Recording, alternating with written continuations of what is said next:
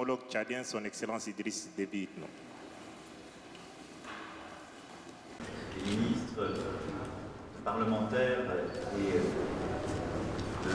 sur le sujet de nos alliés américains.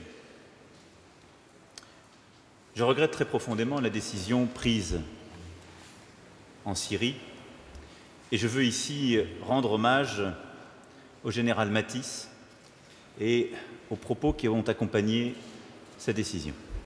D'être ici, de servir... Et donc un allié se doit d'être fiable, de se coordonner avec ses autres alliés.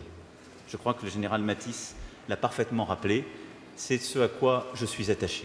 Et sur lesquels aussi la France est profondément engagée.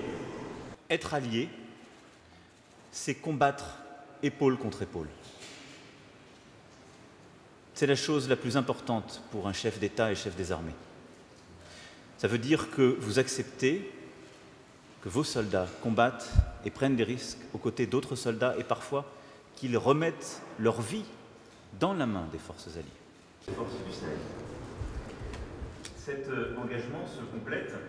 Nous ne devons pas oublier que depuis le début de notre implication au Levant, la coalition internationale, dont les États-Unis d'Amérique sont la force principale et la charnière, ont opéré en Syrie avec un appui, les FDS. D'un appui financier conséquent à la force conjointe G5 Sahel, opération permettant de tenir en échec les terroristes. Notre stratégie, c'est de faire en sorte que nos populations ne souffrent pas les affres, en fait, disons, des terroristes qui est devenu une sorte d'épidémie sur l'ensemble de la planète, mais en particulier en ce qui concerne le G5. Vous savez l'origine de ces terroristes-là. C'est la destruction de la Libye qui est à l'origine de la terreur que nous connaissons au niveau du G5 aujourd'hui.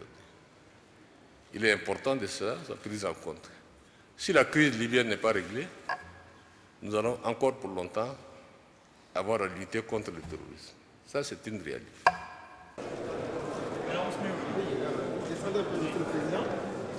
On ne le voit pas, oui.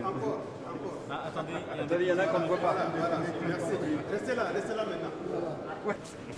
On a parlé de nos sujets avec le président. Lequel ?